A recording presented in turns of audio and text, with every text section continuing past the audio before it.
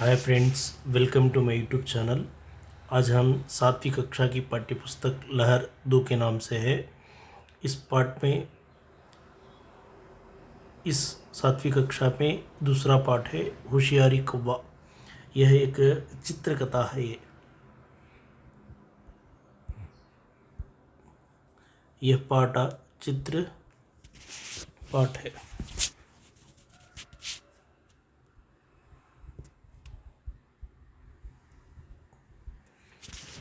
यहाँ देखिए, सोचिए, बोलिए, इस चित्र में क्या क्या दिखाई दे रहा है। चित्र में एक लड़का अलमारी, गेंद, बल्ब, संदूक आदि दिखाई दे रहा है। लड़का क्या कर रहा है? लड़का गेंद लेने के लिए सोच रहा है। यहाँ एक सूझबूझ के अनुसार एक काल्पनिक चित्र में बालक इस तरह रहता है कहकर इस चित्र में काल्पनिक चित्र है। नीचे समस्या का हल करने के लिए सोचना ज़रूरी है। हम यहाँ दिया गया है समस्याओं का हल करने के लिए सोचना ज़रूरी है। इसके साथ साथ विवेक भी होनी चाहिए।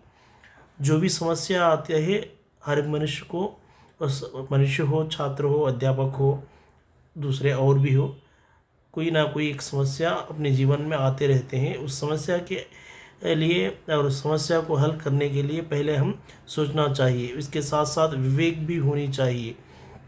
इससे हर जगह सफलता मिलती है। इसी प्रकार कुछ काल्पनिक पात्रों के सहारे विवेक पाने की प्रेरणा देने वाली कहानी पढ़ेंगे। इस तरह यहाँ काल्पनिक पात्र का अर्थ है इमेजिनेशन, कैरेक्टर्स कहकर इस तरह आजकल 3D पिक्चर्स और इमेजिन कंप्यूटर्स की सहायता के द्वारा 3D पिक्चर्स हम देख रहे हैं, इमेजिन कर रहे हैं।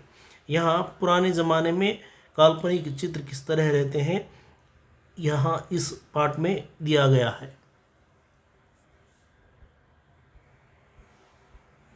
होशियार कौवा चित्रकथा है। जंगल में लोमड़ी खाने की खोज में घूम रही थी। जंगल में एक लोमड़ी का अर्थ है नक्का, जाकिल। लोमड़ी, नक्का, लोमड़ी, जंगल, फॉरेस्ट। जंगल में लोमड़ी खाने की खोज में घूम रही थी। जंगल में कौन घूम रहे थे? लोमड़ी। किसके लिए घूम रही थी? खाने के लिए घूम रही थी। पेड़ पर बैठे कौवे के मुंह में रोटी देखकर लोमड़ी के मुंह में पानी भर आया। एक पेड़ के नीचे जा रहा था जंगल में। पेड़ के ऊपर अचानक नज़र पड़ी। उस पेड़ पर एक कौवा बैठा था। कौवे के मुंह में एक रोटी देखी, लोमड़ी ने देखी। लोमड़ी किसके मुंह में रोटी देखी? कौवे के मुंह में लोमड़ी देखी। किसके मुंह में पानी भराया? लोमड़ी के मुंह में पानी भराया। क्या देखने पर लोमड़ी को पानी भराया? रोटी के टुकड़े को देखकर पानी भराया। यहाँ लोमड़ी ने कौवे से कहा, कौवा भैया, सुना है कि तुम बहुत अच्छा गाते हो। मैं एक बार तुम्हारा गाना सुनना चाहती हूँ। और लोमड़ी के दिल में रोटी पाने की चाह थी, इसलिए लोमड़ी ने कौवे से इस तरह कहा, कौवा भैया, आप बहुत अच्छा गाते हो। मैं एक बार तुम्हारा गाना चाहती हूँ। इस तरह लोमड़ी ने कौवे को कहा।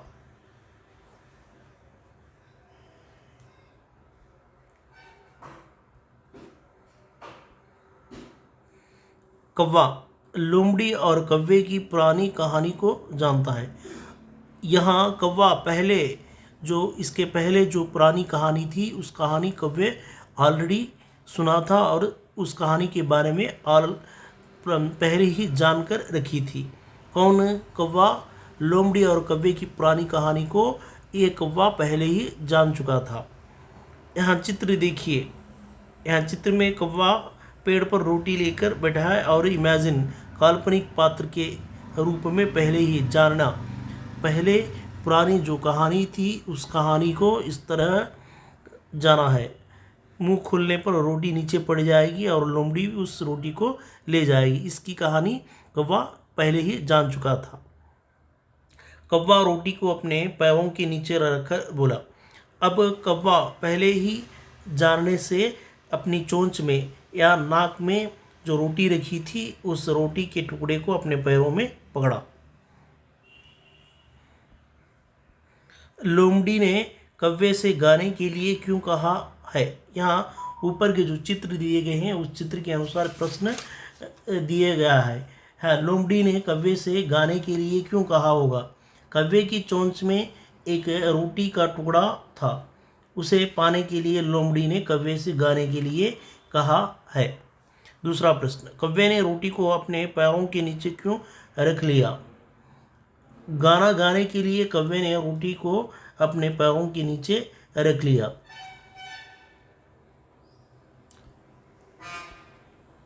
कौवा, अच्छा तुम मेरा गाना सुनना चाहते हो तो सुनो।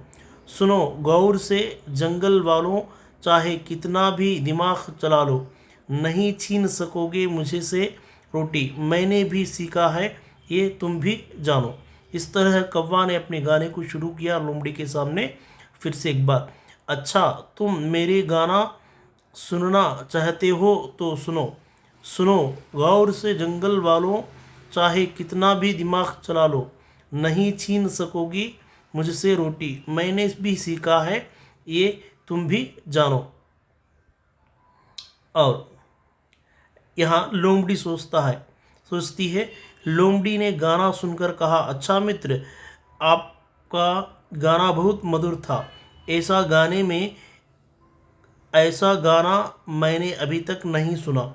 मैं आपका नाचना भी देखना चाहती हूँ। तुम अच्छा नाच लो। अरे यह कौवा तो बहुत होशियार लगता है। लोमड़ी अपने अंदर ही और कल्पना के रूप में सोचती है, यह कौवा बहुत होशियार है। पहले कौवा गाने के लिए कहा, अब नाचने के लिए लोमड़ी ने कौवे को कहा। कौवा रोटी के टुकड़े को अपनी चोंच में पकड़कर नाचने लगा। अब पैर में जो रोटी का टुकड़े को पकड़ा था, फिर से नाचने के लिए जो रोटी के टुकड़े को पैरों से निकालकर फिर से चोंच में यानी नाक में पकड़ कर रखा। लोमड़ी ने सोचा, ओह इस बार भी मैं सफल ना हो सका। लोमड़ी ने कहा, राजन, मैं आपका गाना और नाचना एक साथ देखकर अपना जन्म धन्य मानना चाहती हूँ। फिर से लोमड़ी तीसरी बार कहा, इस बार गाना और नाचना दोनों एक साथ देखना चाहती हूँ। इस तरह लोमड़ी ने कौवे को कहा, अच्छा लोमड़ी जी, एक साथ गाने और नाचने के लिए मुझे शक्ति चाहिए, इसलिए मैं पहले रोटी खा लेता हूँ, बाद में गाते हुए नाच दिखाता हूँ। कौवा रोटी को निगल गया। कौवा बोला, रुको मेरे मित्र, मेरा गाना और नाचना देखे बिना ही चले जाओगे।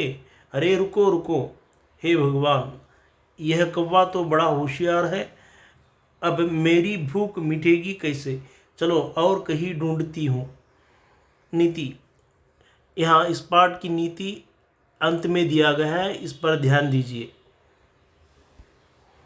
नीति, सोच विचार कर विवेक से काम करने पर व्यवहार में परिवर्तन आता है और बुद्धि का विकास होता है। जो भी समस्या आती है उस समस्या का हल निकालने के लिए सोच और विचारना चाहिए और विवेक से काम करना चाहिए, और व्यवहार में जो काम में परिवर्तन लाने से उस समस्या का हल जो भी हो सकता है उस समस्या का हल हम निकाल सकते हैं।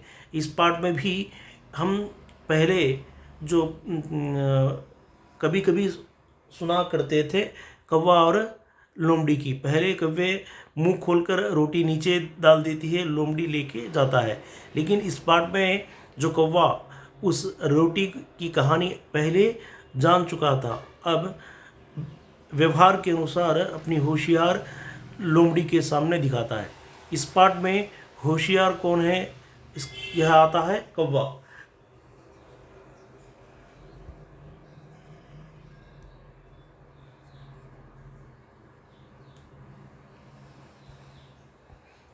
पाठ का सारांश।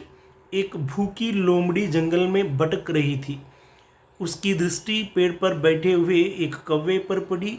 उसकी चोंच में एक रोटी का टुकड़ा था। ऊपर दिया गया है चित्रकथा का वर्णन और उस वर्णन का सारांश यहाँ दिया गया है। जो लोमड़ी भूख के मारे जंगल में भटक रही थी, पेड़ पर पहुंच चुकी। उसकी दृष्टि एक पेड़ पर पड़ी। उस पेड़ में एक कौवा था। उस कौवे के चोंच में एक रोटी का टुकड़ा था। लोमड़ी उसे पाना चाहती थी। लोमड़ी ने कौवे की प्रशंसा करते हुए उसने गाने को कहा और उस रोटी को पाने के लिए कौवे की प्रशंसा की। और रोटी पाने के लिए कौवा रोटी को पैरों में दबाकर गाने लगा। कौवे की चालाकी जानकर लोमड़ी ने उसे नाचने को कहा। पहले जो गाने के लिए कहा लेकिन रोटी ना आई। दूसरी बार नाचने को लिए कहा। इस बार भी उस रोटी का टुकड़ा नहीं पहुंचा लोमड़ी के पास। चोंच में रोटी पकड़कर कौवा नाचने लगा। अपने को होशियार समझकर लोमड़ी ने कौवे से एक साथ नाचने और गाने को कहा। कौवा रोटी खाने के बाद नाचने और गाने लगा। कौवा लोमड़ी से भी चालाक था। लोमड़ी निराश होकर चली गई। लोमड़ी से भी चालाक कौन थे? कौवा। लोमड़ी किस तरह चल बसी, निराशा होकर चल बसी। यह पाठ का सारांश है। यहाँ शब्दार्थ देखिए। जंगल वन फॉरेस्ट, खोज ढूंढना, चुराना चोरी करना, मधुर मीठा, शक्ति ताकत, भैया भाई, पैर पाँव, होशियार बुद्धिमान। श्रुतलेख। श्रुतलेख का अर्थ है सुनकर लिखना, होशियार, व्यवहार, परिवर्तन, बुद्धि, नृत्य। कुछ पक्षियों के नाम बताइए। हम अपने जीवन में पक्षी देख चुके होंगे। उनमें हम मोर, कबूतर, कौवा, उल्लू, बाज, तोता, मुर्गी, मुर्गा आदि। लोमड़ी क्या पाना चाहती थी? लोमड़ी ने रोटी को पाना चाहती थी। कौवे के पास से रोटी पाना चाहती थी। कौवे ने लोमड़ी से कैसा व्यवहार किया? कौवे ने लोमड़ी से होशियारी का व्यवहार किया है। यह पाठ का सारांश है और नीचे व्याकरण दिया गया है पाठ के। इस व्याकरण को अगले कक्षा में, अगले वीडियो में हम जान चुकेंगे। Thank you friends. Like me, share me. इस वीडियो को अपने मित्रों को दिखाइए और सब्सक्राइब कराइए। यह वीडियो डीएससी के प्रिपरेशन में आपकी सहायक होंगे और जो कक्षा में पढ़ाएंगे उस बच्चों के लिए भी यह वीडियो उपयुक्त होगा। Thank you friends.